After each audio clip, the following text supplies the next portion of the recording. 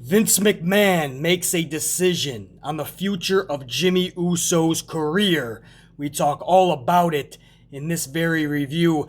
Bayley is injured and out of Money in the Bank in that big championship I Quit match next Sunday. But it's worse than that. She'll be out for 9 months bare minimum, effectively meaning she'll be missing WrestleMania yet again next year. We'll talk all about it. Cesaro annihilated and defeated last night by one of the best wrestlers in the world that just took his game up another notch. We talk all about it in this review. NXT, several call-ups last night. Were they used properly? Is this the right decision for the company? We're going to talk all about these names and what it means going forward in this very review. And of course, Edge, Roman Reigns. Their interaction last night is what we should have had for WrestleMania. Unfortunately, it turned into a triple threat schmaz when they inserted Daniel Bryan. But now, beggars can't be choosers. We're at least getting that volatile feud now. And you saw last night just how awesome they are together. We're going to talk all about this and a hell of a lot more. Smackdown, July 9, 2021. The Amplified review right now.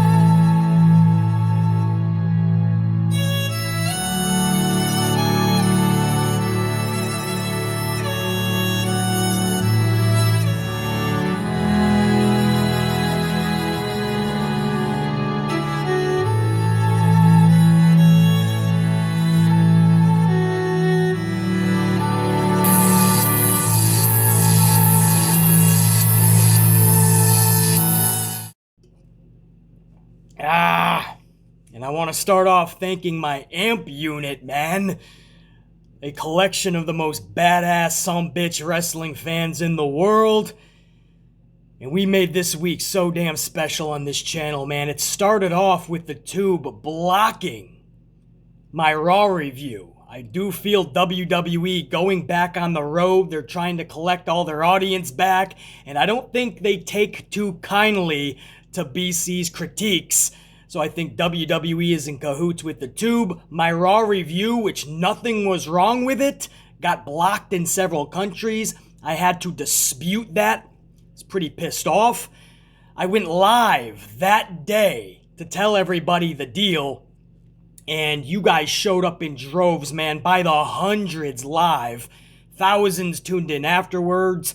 It was so legit fire. BC came back the next day to do another live.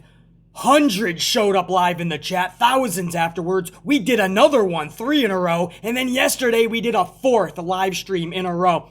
BC doesn't do too many lives. 4 in a row, and every single time, thousands tuned in for the straight fire that was being dropped by the YWC head of the table, if you will. BC Amplified. And I thank you guys for that, man. That's the Amplified unit all coming together, man. And it was a lot of fun. And like I said, it was a rough week as far as trying to get the content to you guys, because the Tube, every time a vid or a live stream went up on the channel, it was automatically held for review on their behalf, which means you get no perks. You do not get that vid or live stream going out to many suggestion boxes. And you're demonetized. And there was no reason to review these videos. They were all the same thing BC has been doing. All within the confines of the rules of the tube. But again, I do think WWE is in cahoots with the tube, and that's why this week especially, the dude that wears the black hat in this community, BC, has been being fucked with by the tube. But I didn't just roll over for WWE. I wasn't going to let them defeat BC. No, I fought back. I disputed every claim, and I'm happy to inform you guys that I have won every single disputed claim.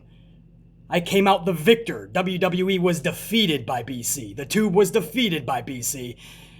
And we end the week here with this Smackdown review. This is a good way to end this week as victors, winners over WWE and the tube, man. The two top fucking entities. The amplified unit reigns victorious. Here's just a glimpse of what I'm talking about, by the way. These are the fucking emails and the business that I had to take care of on the YouTube side of things. This is just a small taste. Every time I put up a video, this is the bullshit that I had to deal with as far as it being blocked or just held for review. Check this out.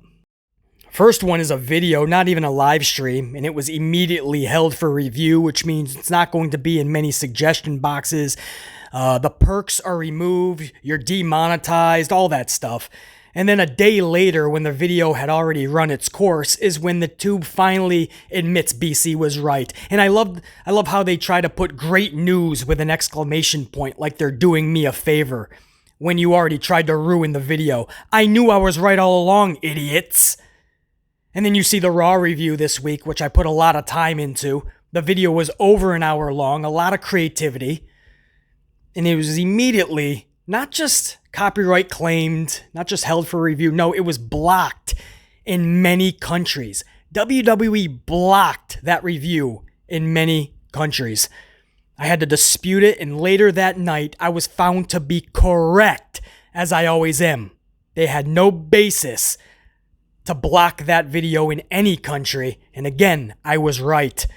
And then you had a live stream just recently. We talked about the Great American Bash and Road Rager, and we talked about Raw receiving the lowest rating in the show's history. And of course, WWE can't look that bad, so they have to try to hold that video back. But BC fought back, and then I get this email the next day. Great news, like they're doing me a favor when they already tried to ruin it. Fuck them, right? What are you gonna do? You can't sit around playing victim all the time. Every single day, life is going to want to knock you on your ass. You got to stand your ground. You got to turn. You got to lace them up. You got to clinch them up. And you got to be ready at all times to knock a motherfucker straight on their ass. Even if it's a billion-dollar conglomerate company, BC is not going to roll over for Vincent Kennedy or any company. If you think you're right, stand your ground, man. It's going to be a dispute. It's going to be a long road sometimes, but if you truly believe in your shit, stand up for yourself. Take the time to fight back. Have the courage to do so and the confidence, and you might just win. I won every time this week, man. That's badass. And again, that's because the unit not just showed up, man, in droves, but we showed up even more pissed, even more amplified, pounding them coffees, whooping that ass, and showing an entity like WWE that, dude, you're not going to muffle us, you're not going to silence us, you're not going to throw us to the wayside or swipe us underneath the rug. It's not going to happen, bro. And that wasn't just BC, man. That was my unit as well. So thank you, all my tried and true subscribers, all of my newer subscribers, man. This week with back-to-back live streams, we gained over 100 new subscribers, man. Welcome to you guys. Hopefully you can withstand the amplification going forward, man, because we drop it like nobody else in this community. And, yeah, man, it's been a wild week. And I just I thank all you guys, man, from tried and trues to newer subs. And everybody that took a moment just to smash that like. You don't understand what that means for the algorithm.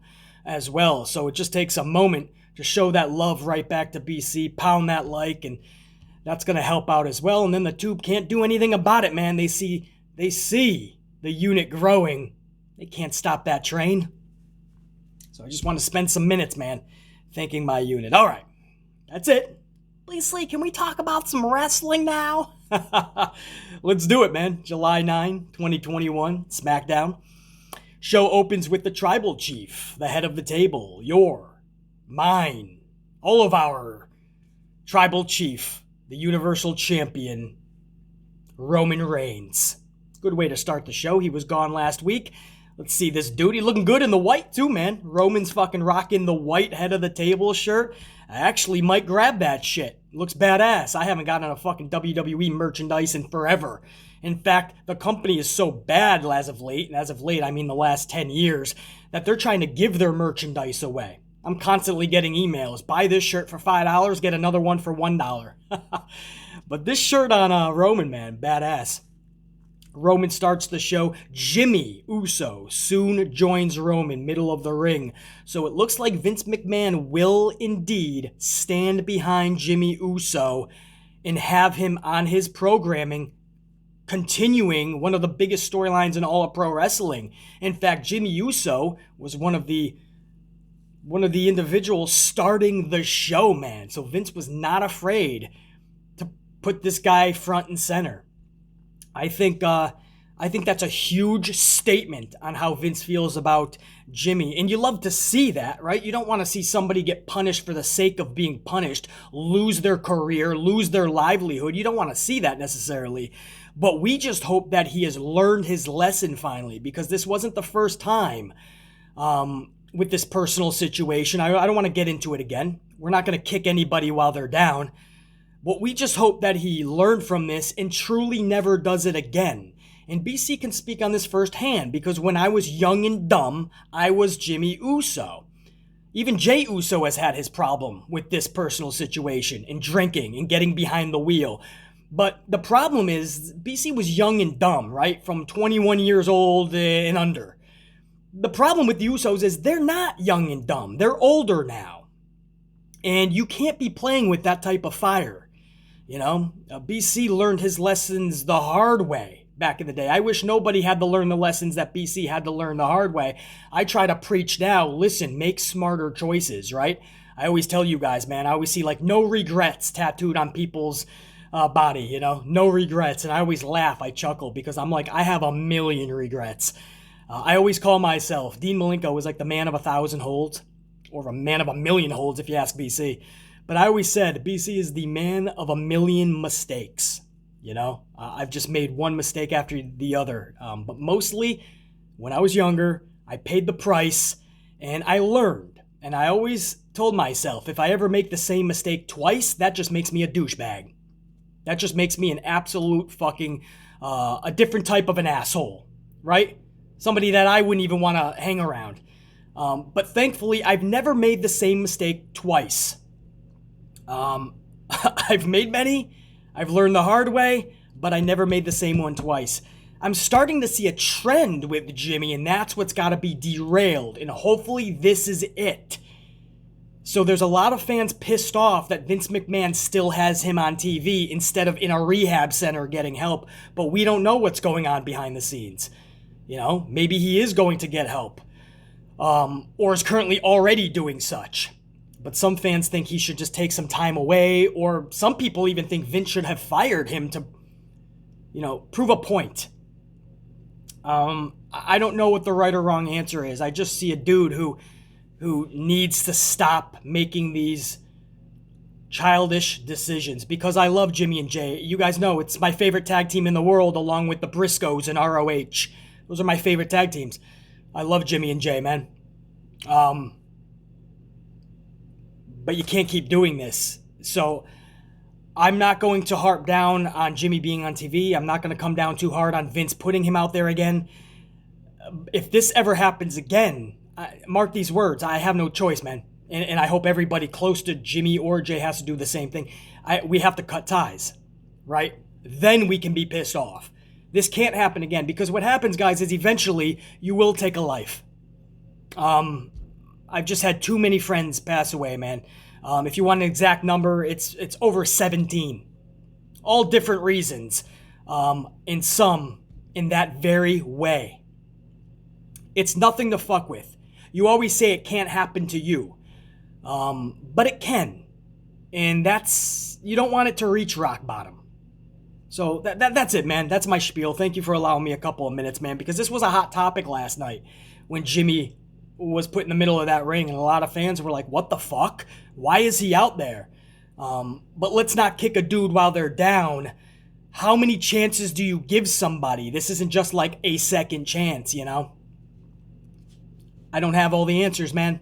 I just know the lessons that I've learned, the lessons that my friends have learned, and other people that I've looked up to personally, man. I've seen the lessons that they've had to learn the hard way. I don't want Jimmy to be that person. So hopefully that was it. But he's out there, man, and we're not going to just fucking kick him while he's down. Hopefully there's a plan in place, and hopefully he's good to rock, man. But Jimmy was out there with Roman middle of the ring. Jey Uso came back too. Jay's been gone for about a month, roughly, several weeks.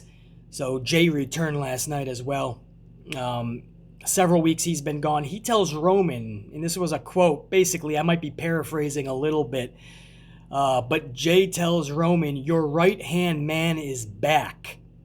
And then he turns to his brother, and I love this, man. Jey turns to Jimmy, and he says, and I quote, you know I'll always be there for you. He says, even in the hardest of times, I'll always be right there for you. How cool was that, man? And he says, and together we'll become 7-time tag champions. Bro, that was an awesome moment where we broke the fourth wall down just a little bit. We broke that fourth wall down, and we saw that cool, sincere, very real moment where Jey is telling his brother, no matter how hard times get like right now, I'll always be there for you. I just love that, man, with Roman, his cousin, looking on. Man, it was just what a moment. And then Roman says, and I quote, we do this together. And they embrace in a big family hug. And I just thought this was beautifully done, this whole first segment. Because in segments to follow, Paul Heyman informs Roman that he's heard through the grapevine that Edge is going to call him out later tonight. And he's also calling out his manhood. So you start to think of the family dynamic. Will the Usos be there with Roman? Will Roman go it alone to go face-to-face with Edge later in the night? There was a lot at play, man. And I just really... It was such a very realistic, sincere moment because it was very real and sincere. Love that shit, man. And that embrace and that family hug. I just love the dynamic. I want this family to get stronger so when The Rock finally comes back to have that huge Rock versus Roman match, because it's going to happen. Whether it's a couple years in LA for WrestleMania or sooner, that match will happen. And if they build up this family dynamic to where the whole family is standing behind this asshole Roman Reigns because they truly believe he is the breadwinner, he is the tribal chief, the one to lead them to the promised land, but everybody sees that he's going about everything the wrong way, man. He's lost his morals, he's lost those values, but the family can't turn around because Roman will end them. But here comes the real savior. The Rock. Dwayne Johnson returns, and he's like, you're the tribal chief of this family? Oh, bro, goosebumps thinking about that storyline. But to make it work, you gotta build this family up, all on the side of Roman. But because Roman's not doing things the right way, that's why deep down, you know somebody has to save this family. They're going down the wrong path. I just love where this is headed, man, and that embrace. I don't know if that's going to last. Maybe the Usos turn on Roman or Roman turns on them by the end of the calendar year. Maybe by SummerSlam. But I hope not. I want this dynamic to remain strong until we get to Roman and Rock. Because that's how you truly have The Rock save his family, man. So, interesting dynamic, man. Going to be interesting to see what they actually go with. with this family dynamic. Because you know they're going to keep being involved with Edge. We saw that at the end of the night. We'll go over that in just a minute.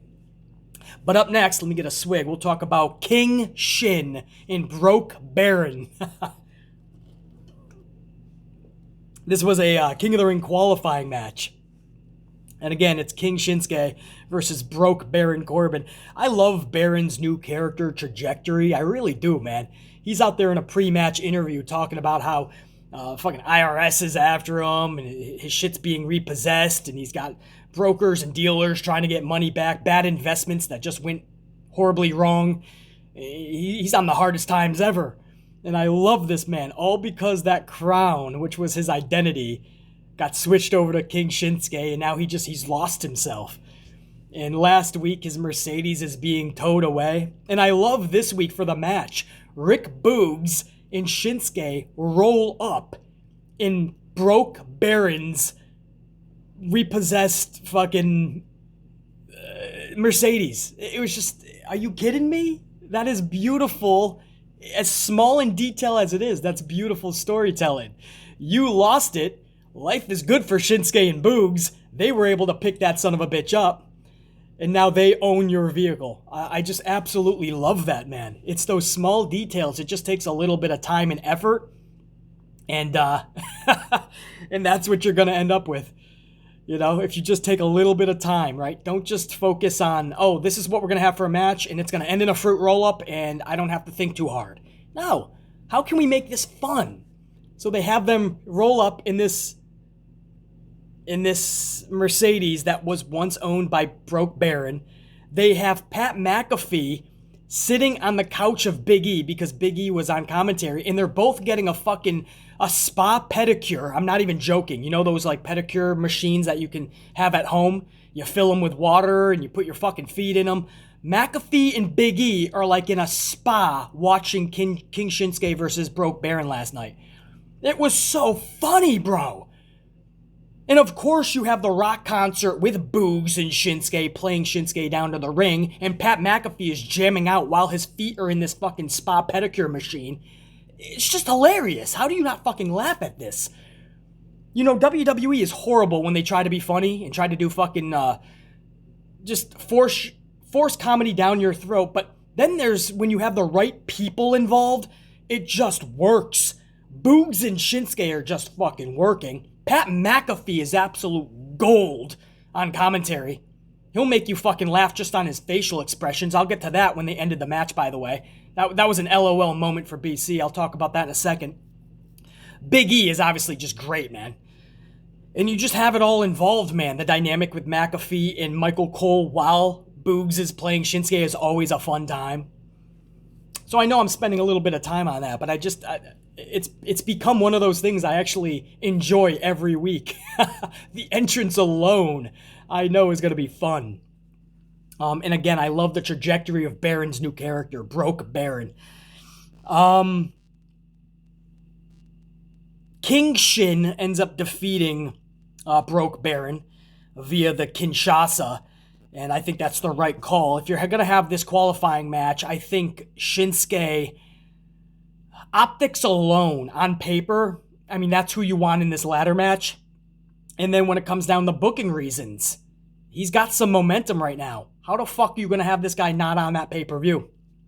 And it adds to the character development of Broke Baron, right? He continues to fucking, dive headfirst into this whirlwind of misery. So I'm loving this, man. The Kinshasa, and if you go back and you watch this, man, as he's going for the pin, if you look in the background, you see Pat McAfee like a kid on Christmas morning about to open up that one gift that he knows he's wanted forever.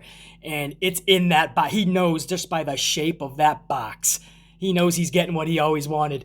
I mean, he was like a kid on Christmas morning, man. His face, he was shocked that the Kinshasa and that Broke Baron was about to lose this. And his face is like, 1, 2, Michael, 3! His face stole the show, man. And this is what I mean. I mean, you feel the fan in Pat McAfee. You feel this dude's words, and it's just no bullshit. And I know that Michael Cole went to bat for this guy. You know McMahon can't stand many of the things McAfee does. You know this because McAfee said that before.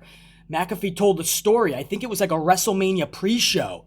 Way before McAfee had this Smackdown job, and McMahon yelled at Cole because McAfee was wearing shorts. So Michael Cole had to yell at McAfee. McAfee was pissed to the point where he was almost in tears. He wasn't going to go back out there. And that was some rift between McAfee and McMahon. McMahon just doesn't understand McAfee. So for McMahon to hire him as a lead Smackdown commentator, you know that was Michael Cole vouching for him. And I just love their fucking dynamic, man. And it might not be Vince McMahon's first choice, but I'm damn glad that that was his choice. Because this dude has brought a breath of fresh air and a new lifeline to WWE. So, yeah, that whole dynamic just hit another home run last night. I don't know how long this can keep going. The Rock concert entertaining, and how many new ways can Pat McAfee make us laugh, and how many times can we see Shinsuke and Broke Baron? I don't know. But they hit another home run with this last night, man. Moving on, Shotzi Blackheart. It looks like there's no more Blackheart, by the way. They're calling her just fucking Shotzi. Just like they did with fucking Matt Riddle, and just like they did with Ali for a while, and so many others, man. And it's one of those things where it's like my grandfather used to say, man, if it ain't broke, don't fix it. Right? I mean, Shotzi Blackheart was gaining momentum in NXT. First of all, you pull her out of there and you take her away from Ember Moon when they were gelling to the 10th degree, former fucking champions down there, actually. And then you rip her away when it was working down there, and then you take half of her identity. I just don't understand that, but that's Vince for you. Shotzi Blackheart, Shotzi, is in there with Tegan Nox as a tag team partner. So 2 call-ups in 1. Shotzi comes down in her tank. Tegan Nox is right behind her. It's going to bring a whole new dynamic to the women's division on that main roster, so I'm not going to totally shit on it. I like Shotzi. I like Tegan Nox. I don't like them together, especially because Ember Moon and Shotzi were working so well together. So why not just bring Shotzi and Ember back, right? Ember gets back on the main roster. That's fine. She's done everything she's needed to do in NXT. She did everything the first time around. Then she went back just to do it all again. So I would have liked to have seen Ember and Shotzi together. But they put Tegan and Shotzi. Now, this isn't their first time. They've tagged together in the past in NXT. I'm just saying I like Ember and Shotzi better. I never feel like Tegan and Shotzi worked that well together. And they took on last night Natalya and Tamina. And it was a non-title match, but exactly what I was concerned with ended up coming to fruition. Tegan and Shotzi did not work well together. And that was a 3-minute match full of botches. It pains me to say that because I've been liking the work of Natalya and Tamina. And again, I really like Tegan and Shotzi. This match last night was a botch fest. Not just botches, but it was cringeworthy. I mean, you saw at one point Natalya was going to make a cover, but she knew that somebody was supposed to hit her and break it up. So she was waiting. I think she was about to cover her Shotzi, and maybe she was waiting for Tegan. I might have had that flipped, but Shotzi was too busy, or Tegan, they were too busy doing whatever they were doing with Tamina. And so Natalya had to literally not just hold up the pin, but she was actually staring, waiting for the other person to break up the count before she went for the pin. It was that bad, guys. Then there was another spot where Shotzi was supposed to take a big boot to the face.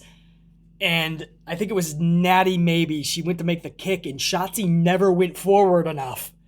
So it was like a paused double kick, and it never quite landed. I mean, this is what I mean. It's not just botches. This was cringeworthy. And that wasn't even it, those two.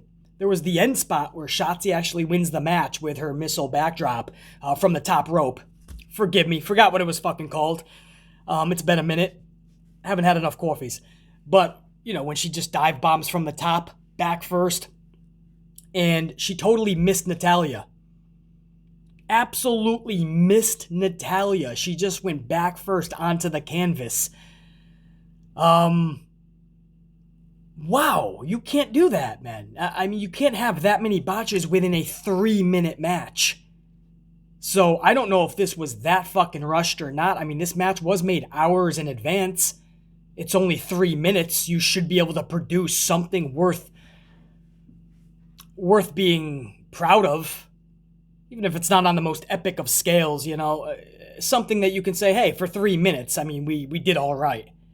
That was the opposite, man. So again, don't take BC's word. I know it seems like I'm being extra harsh here, but if you guys go back to watch that match, you'll say that BC was actually being generous. I mean, this is a very honest, fair, consistent review. That was probably the only segment in the night that I did not like. I know this is weird that we're not getting that amplified for a WWE show, but I actually liked this show. Again, this is 2 weeks in a row. I can't believe I'm saying this. But this show was actually, for the most part, entertaining. It was a complete show. I saw more good than bad. But that segment, and it sucks because these are 2 new call-ups, or call-downs, promotion or demotion, however you look at it. And I like Shotzi and Tegan, but this was a mess. This was absolutely bad, and I am not on board right now with Shotzi and Tegan being a tag team. We'll see what the future holds. And they weren't done with the NXT call-ups either. Toni Storm, a vignette played. Toni Storm is coming to WWE's main roster. It looks like Smackdown, but with the draft coming up not too far from now, you never know if she could be switched over to Raw. But Toni Storm is on her way to WWE, and business just picked up, bro, because Toni Storm can have some really good matches. She has a presence, and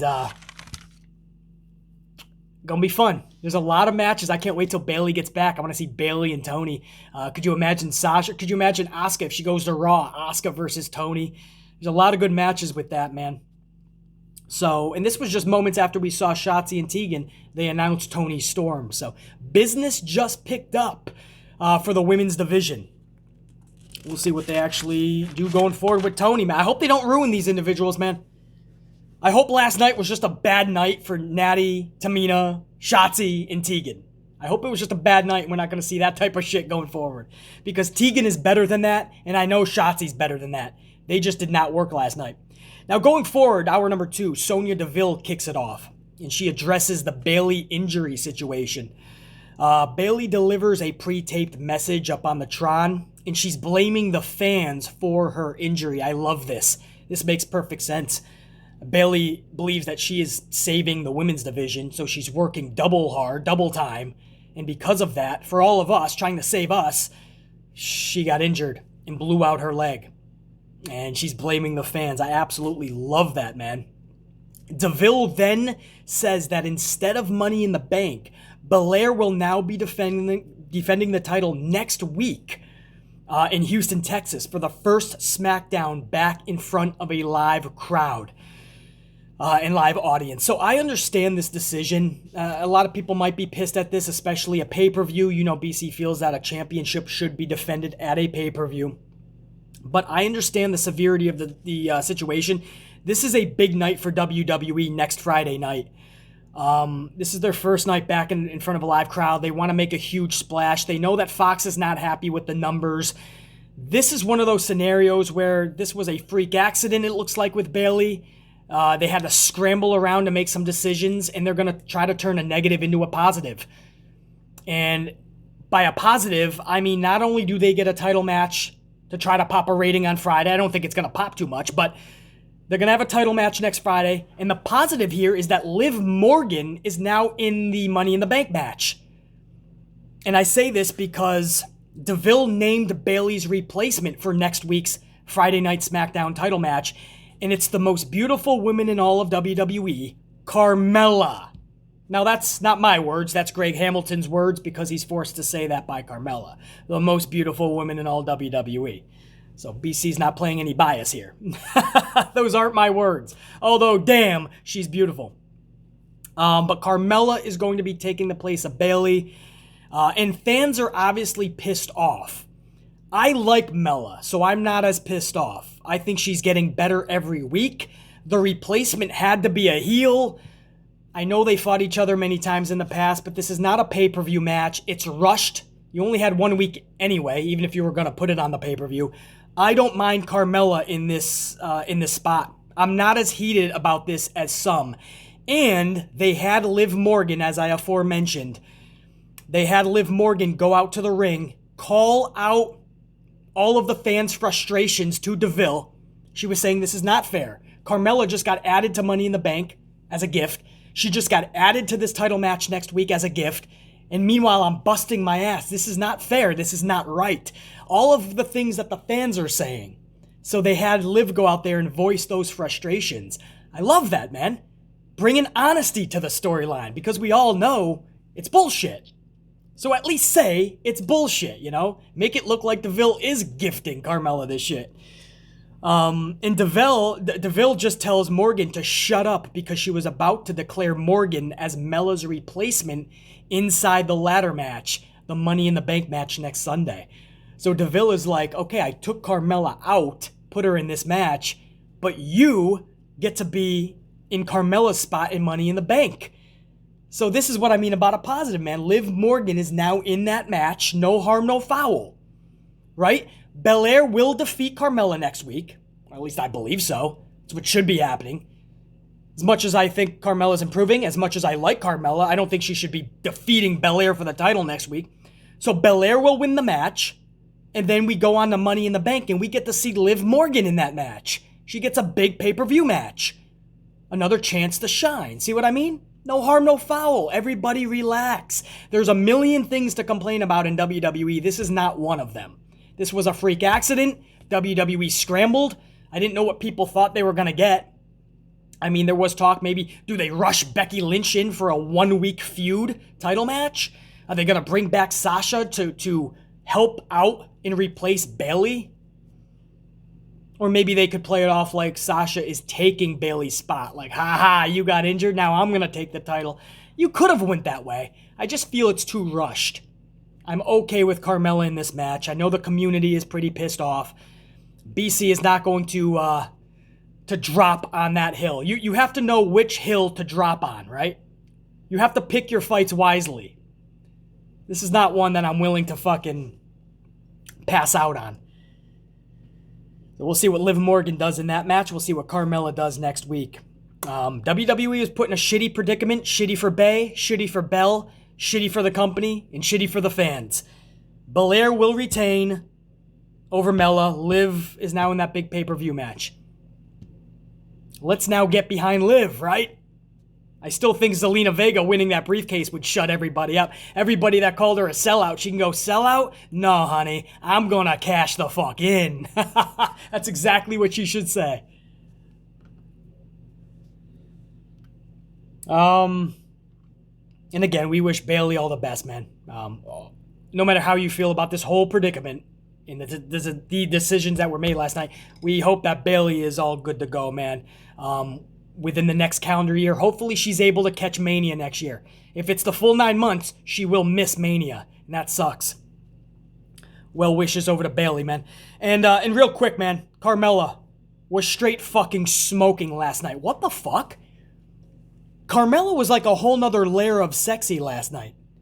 I was like, damn, this motherfucker has what the fuck, dude? What a sexy motherfucker. That's all I gotta say. You don't need fucking bring Eva Marie's back and shit. This is what I mean. And I've been talking about how Carmella has been improving in the ring every week. So you can have somebody that can actually fucking wrestle and still be really beautiful. You don't have to bring back people that can't wrestle because they're pretty. Look at Carmella. Damn! You don't need Eva Marie. Smoking hot, man. Carmella just keeps getting hotter and hotter. It's fucking crazy, man. BC was like, damn! Anyway, big swig of coffee. We'll continue with hour number 2. Alright, so hour number 2 continues with Seth Rollins and Cesaro, man. This is not the first, second, third, 18th time we've seen it, but we always know that they're going to perform at the highest level because it's Rollins and Cesaro. So I knew it was going to be a banger. And for the first whole part of this match, I was like, damn, this is their worst yet. Like, I just was not feeling it. The second half of this match, wow, did they go next level. And I gotta be honest, man, Cesaro put up the good fight, but Rollins was on another level last night. This dude was fixated on victory, on his game, on his grind, and he beat the shit out of Cesaro in this match. Cesaro was busted open in sporting that crimson mask the whole second half of this match. And they had no choice but to show it, man. They didn't bother giving him the towel to wipe it off so they can keep their PG image.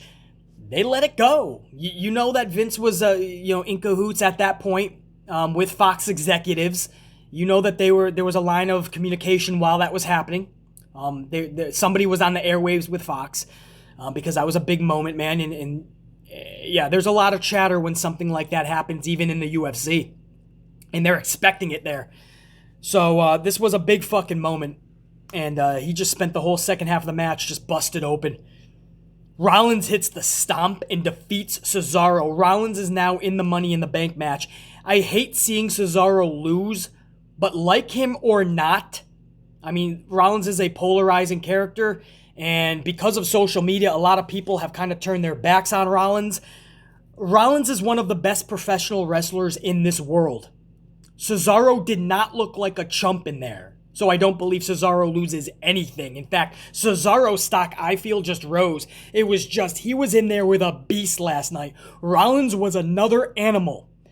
Rollins was a different beast. And it didn't look like anybody in there with Rollins last night. It didn't look like anybody was going to beat him.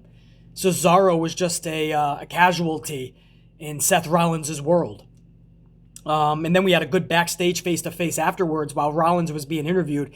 Edge joined him, and they went face-to-face, man. It was really cool to set up what we believe is going to be a SummerSlam match, Seth Rollins versus Edge. And I'm really looking forward to that. And if a lot of people weren't before, they saw that face-to-face, and now they're ready for that. And you saw how cool that was, man. And Seth played it off well. He let Edge say his piece, and he was just like, all right. He knew to keep his mouth shut because he was trying to gauge how he should play Edge, what his next chess move should be. So Rollins didn't even bother responding, but you could tell his hamster was spinning upstairs. That wheel was spinning. I loved it, man. The mannerisms alone. Sometimes silence can speak 1,000 words. And I love what Edge told Rollins, too. He said, yeah, it's still the same Edge from, what did he say, 2014, I think he said? Oh, when, do you guys remember Big Show was like holding down Edge and Rollins was going to deliver that stomp to Edge on the Money in the Bank briefcase? So Edge told Rollins, I see you're still the same Rollins from 2014. Or some shit. Maybe it was 2004 or 7. Who knows? I think it was 2014. Either way, whatever year it was, man. Edge went back in time several years. And that adds to the layer of Edge's character. Even if it's minimal. Even if it's subconscious. Edge's character, if you've noticed, I don't forget. I won Royal Rumble. It was a triple threat schmaz. I got screwed. I didn't forget that I am owed a one-on-one match. And that's why you're getting this match with Roman at Money in the Bank. Well, now you can play that with Rollins. I didn't forget what you did years ago. I love that. Because if they're going to have a SummerSlam match after this Roman match at Money in the Bank, well, they just set it up beautifully. Edge does not forget. I love that shit, man. BC always dissects pro wrestling by their believability, you know? And if you're a character, and this dude did this to you, are you really going to forget something like that? I love how Edge doesn't. That's what I mean about Edge. I miss those characters from the Attitude Era because it was the best era for many reasons. One of those reasons were the characters were so damn believable because they knew those nuances. They knew those small details were not so small. They knew how to dissect their very own selves to make a better character, a better storyline, and a better product. Edge is a product of that era. And that's why those superstars feel more larger than life. So for everybody that dogs on Edge today or turn their back as a fan on Edge, that's cool. BC will never do that. Every time this dude comes out through that curtain, I am thankful that we still get to have somebody like Edge, whether he's cutting it on the mic or ripping it up in the ring. Edge is that dude. Moving on. Edge actually ends the show calling out Roman Reigns. Roman goes face to face with Edge. They start punching the shit out of one another. I loved it. So believable, so volatile. Man, the realism that they just can't stand one another. This is what we should have got at WrestleMania for that build. Instead, Daniel Bryan got inserted, and that whole feud was lackluster. The match, nothing that you would go back and watch a second time. We all as fans got screwed out of that one-on-one match.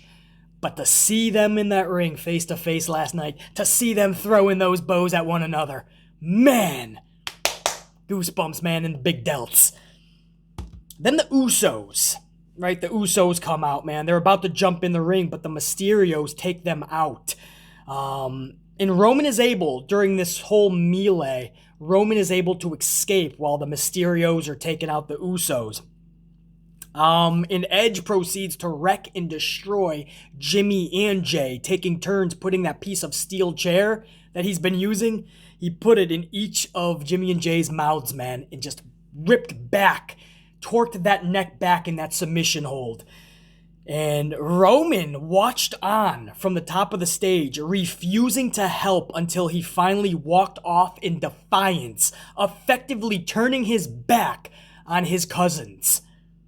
Man, Edge's music starts to cascade throughout the Thunderdome for the last time live, because Raw's show that they're producing Monday, that's already been taped. So that was the last theme music that will ever echo through the Thunderdome, man. It was Edge's theme. And we fade to black and we went off the air with Roman walking away from his cousins being destroyed. And Edge and the Mysterios standing tall. I loved it. Absolutely cool, man. The way they started the night, the way they ended it. We had a lot of good shit in between, I feel, for the second week in a row. Smackdown delivered. This is all I ask, man. It's crazy to do these reviews in such a positive way because I'm not used to it. It's what I always want to do. The company just doesn't allow me to do it. And then I'm always talking about all the negatives because there's so many. And then newer subscribers come or people that find the channel and they're like, wow, this guy's an asshole. This guy's a prick. This guy's so negative. Does he like anything? And if you just knew, man, I'm just being honest. Like, I love talking about the positives. I just need the company has to give you positives. And then we can all talk about, how it's going in the right direction. Smackdown is just leaps and bounds better than Raw, man. It has been over the years, and then it kind of sinks for several months, and then it comes back in a resurgence, and then it sinks back. It's like yin and yang, right? It goes up 6 steps, goes back a mile. Goes up fucking 30 yards, goes back a mile. But right now, man, SmackDown is starting to find its groove again. It's going to be interesting to see what happens with the draft in another month or two, and if that affects SmackDown in a negative way. But that's the advantage you have when you have not just a good roster, but you only have 2 hours of television to produce. I think you can really have your ball bearings in order, whereas when Raw is 3 hours and it's a complete circus, that's how it's going to come across. I really feel Raw, and it sucks to say this as a fan because you would like to believe that more wrestling, more hours is good for us, right? We're going to be entertained longer, but they're not entertaining. And most of the time, it's absolutely fucking trash television. So I feel, as a fan, the best thing for them to do, as a fan and wearing my critic's hat and dissecting pro wrestling, I feel that the best decision all around is to make Monday Night Raw 2 hours. And I think that'll at least narrow the stupidity and the illogical booking down just a little bit, and that's a start. Because right now they can't handle 3 hours. I don't even think they can handle 2 hours. I'm just saying that'll make it a little better. And a start. Sometimes you just have to start. The hardest part in anything is starting, right? Whether you're about to write a book, right? The first few sentences will always be the fucking hardest. A pro wrestling show is no different when you're that fucking bad for over 10 years. Sometimes just starting to create change is the hardest part. Commit to it. Take people like BC's constructive criticisms and dissection of what you are doing wrong, and believe me, it's to help. It's not just to nag on the company. It's not just to call out negatives just because I have a shtick or an agenda or a narrative. I'm trying to fucking help. These are obvious faults, loopholes, holes in general that need to be fixed and filled. Listen to your fans. It's okay to listen. Fuck, man. I like this SmackDown. I say that without any fucking apologies. If anybody wanted me to shit on this show because you thought I have a shtick to be negative, no. I guess today you just found out what BC is, man. Fair, consistent, truthful, and honest to the highest degree in this community and on this platform. There is nobody in this community on this platform that'll give it to you as honestly and as consistent as BC. It doesn't matter what company. I will always give you guys the most honest fucking review, man. Because my mission statement, my goal on this channel is to make this shit better. Good job by everybody on SmackDown, man. Of course, there was mind-boggling shit in that women's tag match with Tegan and Shotzi, man. Of course, that was absolute fucking garbage. Things I would have taken out and added in. But as a whole, SmackDown's been hitting home runs. Can't complain. Amp Unit, thank you for an awesome week of content. I can't thank you enough. This has probably been one of my funnest weeks on the channel. And that's because we all came together and rocked it out. So I want to give another salute to my Amp Unit. And to my tried and trues, to my newer subscribers who joined this week, we're going to keep rocking straight through SummerSlam 2021, man. And again, Money in the Bank, man. The go-home shows Raw and SmackDown is this upcoming week. Money in the Bank is next Sunday. We're going to have the good, the bad, and the ugly. I'm prepping to have another badass week next week. Salute, Unit. Check you later. Ow.